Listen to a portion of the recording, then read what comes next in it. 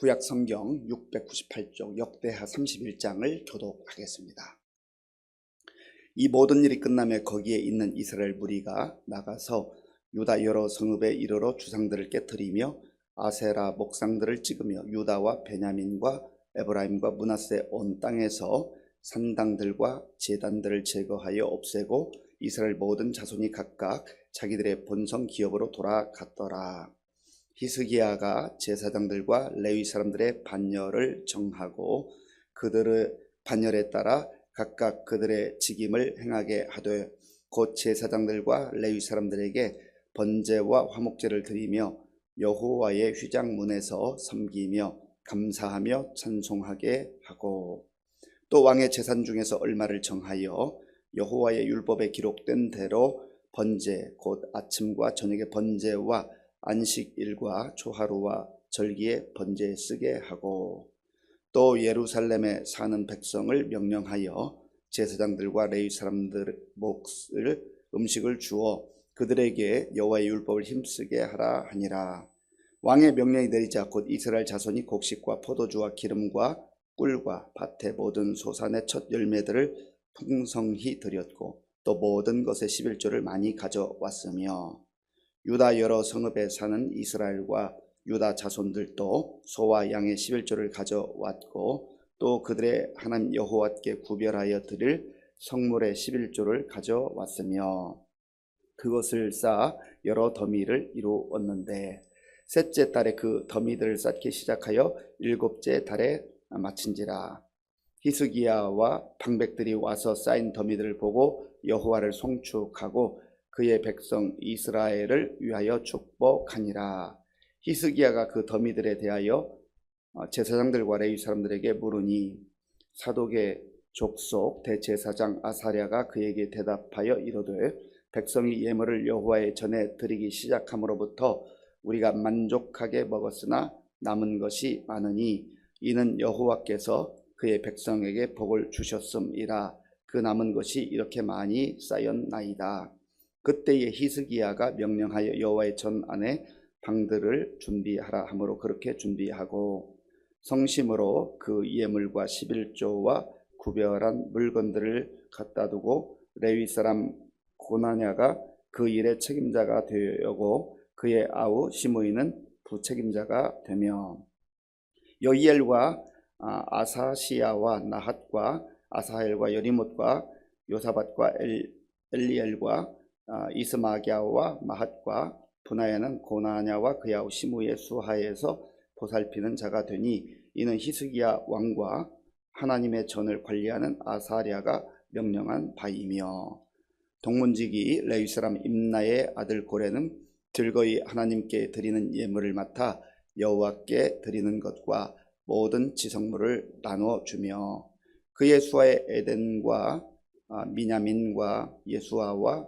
스마야와 아마랴와 스가냐는 제사장들의 성읍들에 있어서 직임을 맡아 그의 형제들에게 반열대로 대소를 막론하고 나눠주되 3세 이상으로 족보에 기록된 남자 외에 날마다 여호와의 전에 들어가서 그 반열대로 직무에 수종드는 자들에게 다 나눠주며 또 그들의 족속대로 족보에 기록된 제사장들에게 나눠주며 20세 이상에서 그 반열대로 직무를 맡은 레위 사람들에게 나눠주며 또 그 족보에 기록된 온 회중의 어린 아이들, 아내들, 자녀들에게 나눠주었으니 이 회중은 성결하고 충실히 그 직분을 다하는 자며 각 성읍에서 등록된 사람이 있어 성읍 가까운 들에 사는 아론 자손 제사장들에게도 나눠주되 제사장들의 모든 남자와 족보에 기록된 레위 사람들에게 나눠주었더라. 히스기야가 온 유다에 이같이 행하되 그의 하나님 여호와 보시기에 선과 정의와 진실함으로 행하였으니 그가 행하는 모든 일 곧 하나님의 전에 수종드는 일에나 율법에나 계명에나 그의 하나님을 찾고 한 마음으로 행하여 형통하였더라. 아멘. 열왕기 상하 혹은 역대기 상하를 읽어보면 왕들의 이야기가 나옵니다.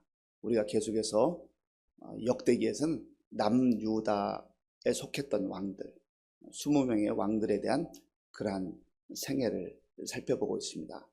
지금 우리는 히스기야라고 하는 왕의 생애를 살펴보고 있는 중입니다. 아마 느끼셨겠지만 여느 왕과는 다르게 많은 분량이 기록되어 있습니다. 히스기야가 하나님 앞에서 참 정직한 왕이었고 진실한 왕이었다. 그리고 무엇보다도 당대에 무너졌던 유월절을 회복시키는 그러한 중요한 일을 했습니다. 유월절이라는 게 무엇입니까? 원래 유월이란 말이 지나간다 혹은 지나갔다 그런 뜻이 있어요. 무엇이 지나갔습니까? 하나님의 진노와 심판, 하나님의 죽음이 지나갔어요. 뭘 보고 지나갔죠? 어린 양의 피, 어린 양의 피를 보고 심판이 지나간 거예요. 애굽 사람들의 집에는 다 하나님의 심판이 임했는데 하나님의 말씀대로 순종해서 어린 양의 피를 발라놓은 그 집에는 그 안에 누가 있느냐가 중요한 게 아니에요. 정말 중요한 것은 어린 양의 피가 있느냐 없느냐, 이게 중요했던 겁니다. 우리는 신앙생활 하면서도 때때로 예수 믿고 구원받는다고 하는 사실에 대해서 정말 그게 가능할까라고 생각할 때가 있습니다. 그런데 구원받는 것은 전적인 하나님의 은혜요, 예수님의 십자가의 보혈로만 가능한 거예요.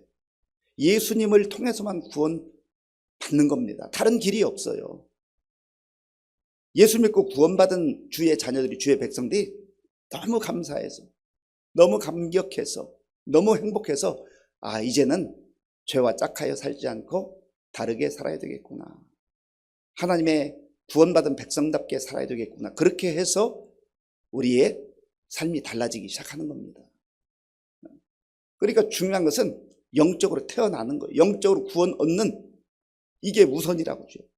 그래서 그 구원의 은혜를 깨닫고 그 구원하신 하나님을 찬양하고 높여드리는 것, 이게 바로 유월절을 지키는 이스라엘 백성들의 마땅한 그런 삶이었다는 겁니다. 그런데 그게 무너졌던 것, 그러니까 가장 중요한 기초가 무너진 것 같아요.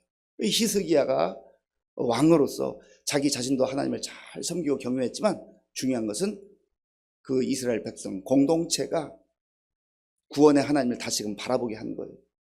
구원의 감격을 다시 한번 회복하고 살도록 한 겁니다.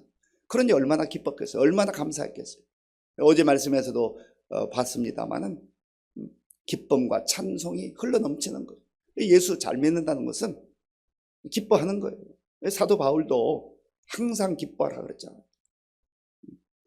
모든 상황이 내가 계획하고 내가 생각한 대로 풀려서 상황이 좋아서만 기뻐하는 거 아니에요. 그럴 때 기뻐할 수 있죠. 그런데 바울 같은 경우는 감옥에 있으면서도, 매를 맞으면서도, 박해 속에 있으면서도 그런 상황 가운데서 기뻐하는데, 기쁨의 그 기준, 근거가 뭔가? 상황 따라 기뻐하는 사람은요, 상황이 안 좋을 때 많잖아요. 그러면 그때는 슬퍼하고 애통해하고 살고 싶지 않고 그런 거죠. 그런데 그 기쁨의 기준이 예수님이다, 나는 하나님의 자녀다, 이건 변치 않는 사실이잖아요. 그렇기 때문에 그것이 기쁨의 기준이 되면 우리는 상황에 관계없이 기뻐할 수 있다는 거예요. 어떤 상황에서도 기쁨을 누릴 수가 있다는 겁니다. 물론 힘들고 어려운 상황에 있으면 우리가 몸이 고달플 수도 있고 아플 수도 있고 여러 가지 불편함을 겪을 수 있기는 해요. 그럼에도 불구하고 하나님께서 우리에게 주신 근본적 기쁨을 빼앗길 수는 없다라는 겁니다. 그래서 이 유월절을, 절기를 지키는데 보통 한 주간 7일을 지키거든요. 그런데 이스라엘 백성들이 너무너무 감격한 거예요. 오늘날 표현을 하면 은혜를 받아도 참 큰 은혜를 받은 거예요. 그러니까 우리가 하나님께 조금 더 예배를 드렸으면 좋겠습니다. 그래서 한 주 더 연기해서 유월절을 지키게 된 겁니다. 자발적 헌신, 자발적인 하나님 앞에 예배드리는 이런 모습이죠. 얼마나 아름답고 복된 모습입니까? 예배드리는 태도와 예배드리는 자세와 예배 가운데 임하는 나의 모습을 보면 내가 은혜 받은 자인가 은혜 받지 않은 자인가를 어느 정도는 알 수 있어요. 항상 그런 것은 아니지만 대부분의 경우 예배가 정말 너무 기다려지고 또 예배 시간이 너무 행복하고 즐겁고 그러면 은혜 가운데 사는 거예요. 그런데 아이고 또 예배 드려야 돼. 벌써 주일이 다가왔어. 이 예배 드리는 시간이 부담스럽고 힘들면 뭔가 은혜의 삶과는 좀 동떨어져 있는 삶 아니겠습니까?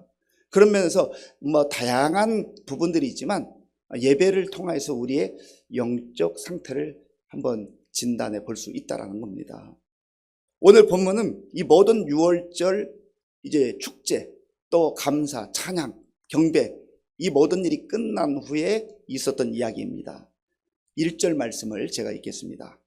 이 모든 일이 끝남에 거기에 있는 이스라엘 무리가 나가서 유다 여러 성읍에 이르러 주상들을 깨뜨리며 아세라 목상들을 찍으며 유다와 베냐민과 에브라임과 므낫세 온 땅에서 산당들과 제단들을 제거하여 없애고 이스라엘 모든 자손이 각각 자기들의 본성 기업으로 돌아갔더라. 아멘. 이 모든 일이 끝나면, 예배드린 일이 끝나면, 6월절 축제가 끝난 이후에 백성들이 돌아가서 한 일이 무엇입니까? 유다 성읍에 가서 자기들의 삶의 터전에 가서 주상들을 깨뜨렸어요. 그리고 아세라 목상을 다 없애버렸습니다. 그리고 곳곳에 있었던 산당과 제단들을 없애는 일을 했어요. 우상 섬기는 터전들을 다 제거한 겁니다. 그러니까 은혜 받고 하나님의 자녀로 하나님의 백성으로 산다는 것은 삶의 환경을 바꾸는 거죠. 왜 그렇습니까? 마음이 달라졌기 때문에, 생각이 달라졌기 때문에, 가치 기준이 달라졌기 때문에 전에 그 앞에 가서 엎드리고 그 앞에 가서 조아리고 그래야 복 받을 줄 알았는데 이거는 복 받는 길이 아니라 오히려 망하는 길이구나 하는 것을 깨닫고 그 모든 것들을 제거하기 시작한 겁니다. 우리가 예수 믿고 신앙생활하는 과정 속에서 하나님 말씀이 들어오고 은혜가 들어오면 우리의 생각도 바뀌지만 환경들을 바꾸어가기 시작하는 거예요. 질서를 잡기 시작하는 겁니다. 무질서였던 삶을 질서 있는 삶으로 바꾸는 거예요. 영적인 면에서 그렇다라는 겁니다. 그리고 히스기야는 계속해서 6월절 그 절기를 지키는 것으로 그치지 아니하고 레위인들과 제사장들이 이제 반열, 그 조편성을 잘 해가지고 제사가 중단되지 아니하도록 하나님께 온전한 예배가 계속 드려질 수 있도록 그런 조처를 하게 됩니다. 거기에 감사와 찬송이 계속 되는 거예요. 자, 본문 2절 말씀. 2절을 우리 함께 읽겠습니다.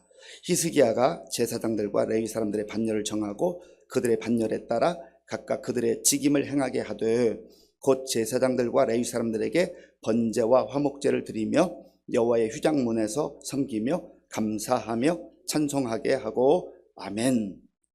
반열을 정하고 그들의 반열에 따라 각각 그들의 직임을 행하게 하되, 왕이라고 해서 제사 드리는 자기가 하는 거 아니에요. 다 하나님께서 맡겨주신 그 직임을 따라, 직분에 따라 그렇게 질서 있게 행했다는, 교회 공동체라는 게 그런 겁니다.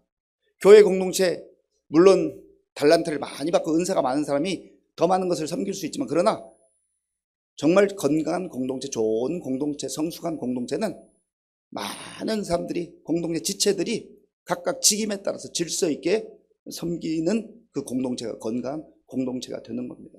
그리고 히스기야는 그 모든 일들을 잘 할 수 있도록 지원하고 또 환경을 조성했을 뿐만 아니라 자기가 먼저 헌신하는 모습을 보여요. 3절에 보면 왕의 재산 중에서 얼마를 정해서 여호와 율법에 기록된 대로 번제를 드리고 또 모든 예배 드리는 일에 헌신했다는 겁니다. 왕이 명령만 하고 자기는 아무것도 하지 않고, 그게 아니라 자기 재산 중에서 별도로 하나님 앞에 헌신하는 그 헌신이 있었다라는 거죠. 그리고 백성들로 하여금 이제 레위인들과 제사장들은 자기들이 받은 땅이 없거든요. 그러니까 그들이 생활할 수 있도록 하나님의 명령대로 그들을 이제 살 수 있도록 11조를 드리게 하고 또 첫 열매를 드리게 해서 그들이 전심전력에서 오직 예배 드리는 일에만, 성전에서 일하는 그러한 일에만 마음을 쏟도록 그렇게 도왔던 것이죠. 그러니까 모든 것이 무너졌던 것이 다시 회복되는 것, 하나님 말씀대로 회복되는 그러한 일들을 잘 감당했던 겁니다. 히스기야 한 사람을 통하여서 얼마나 놀라운 변화가 일어나고 있습니까? 우리가 정말로 하나님의 사람으로 쓰임 받는 건 바로 이런 것을 말하는 거예요. 내가 어느 공동체에 들어가서 무너진 것들을 잘 회복하는 역할을 하는 거죠. 그것은 내 생각과 내 경험대로 하는 게 아니에요. 내 생각대로 하는 게 아니라 하나님 말씀에 따라서 질서 있게 공동체를 세워나가는 것, 그것이 바로 목회자만 하는 것도 아니고 장로님만 하는 것도 아니고 우리 각자가 자기 직임에 따라서, 직분에 따라서 해야 되는 일이라고 하는 겁니다. 그리고 백성들이 정말 말씀에 따라서 또 히스기야의 권면에 따라서 그 11조와 첫 열매를 가져오라고 할 때 얼마나 많이 가져왔는지 셋째 달부터 일곱째 달까지 무려 5개월 동안 그 모든 것을 정리해야 될 정도로 많은 것을 가져왔다는 거예요. 이것은 무엇을 말하는 겁니까? 하나님께서 그만큼 백성들에게 많은 복을 주셨다는 거예요. 많은 복을 주셨으니까 많이 가져올 것 아니겠습니까? 자, 본문 10절 말씀, 10절을 제가 읽겠습니다. 사독의 족속 대제사장 아사랴가 그에게 대답하여 이르되 백성이 예물을 여호와의 전에 드리기 시작함으로부터 우리가 만족하게 먹었으나 남은 것이 많으니 이는 여호와께서 그의 백성에게 복을 주셨습니다. 그 남은 것이 이렇게 많이 쌓였나이다. 아멘. 대제사장 아사랴가 이렇게 보고하는 거예요. 얼마나 기쁜지, 얼마나 감사한지. 하나님의 말씀에 순종할 때 하나님께서 그들에게 필요한 것들을 공급해 주셨다라는 거지요. 그리고 11절부터 19절까지를 보면 또 세움받은 고나냐 그리고 시므이 이런 사람들이 책임자, 부책임자로 일을 하게 되었고, 그리고 임나의 아들 고레, 이 사람은 동문직이었는데 이런 사람들 통하여서 이 11조의 그 열매들, 그리고 첫 열매들, 이런 것이 한 사람에게도 소홀하지 않고 모든 사람에게 잘 흘러갈 수 있도록 분배를 잘했습니다. 그래서 14절부터 19절까지 쭉 읽어보면 나눠주며 나눠주되 다 나눠주고 나눠주며 이렇게 나눠줬다, 나눠주었으니. 14절부터 쭉 읽어보세요. 끝부분에 보면 나눠주며 또 나눠주되 나눠주며, 그러니까 소외되는 사람 없이 모두에게 골고루 이렇게 흘러가도록 했다라는 거죠. 이게 좋은 공동체고 건강한 공동체가 되었다라는 겁니다. 결론적으로 20절 21절에서 하나님께서 이 역대의 기자를 통해서 히스기야가 어떤 삶을 살았는가를 말해주고 있습니다. 20절 21절 우리 함께 읽겠습니다. 히스기야가 온 유다에 이같이 행하되 그의 하나님 여호와 보시기에 선과 정의와 진실함으로 행하였으니 그가 행하는 모든 일 곧 하나님의 전에 수종드는 일에나 율법에나 계명에나 그의 하나님을 찾고 한 마음으로 행하여 형통하였더라. 아멘. 하나님께서 누군가를 통하여서 우리의 생애를 이렇게 평가하시고 정리하게 하신다면, 이런 히스기야가 정말 살았던 삶을 이렇게 아름답게 정리해 놓은 것처럼 그런 평가를 받고 그렇게 인정을 받으면 얼마나 좋겠습니까? 무엇에든지 하나님을 먼저 찾고 말씀대로 행했던, 그리고 선과 정의와 진실함으로 살았던 히스기야, 그의 삶을 통하여서 그 개인의 삶뿐만 아니라 나라 전체 가운데 임하는 하나님의 복이 그렇게 넘쳐났던 것 아니겠습니까?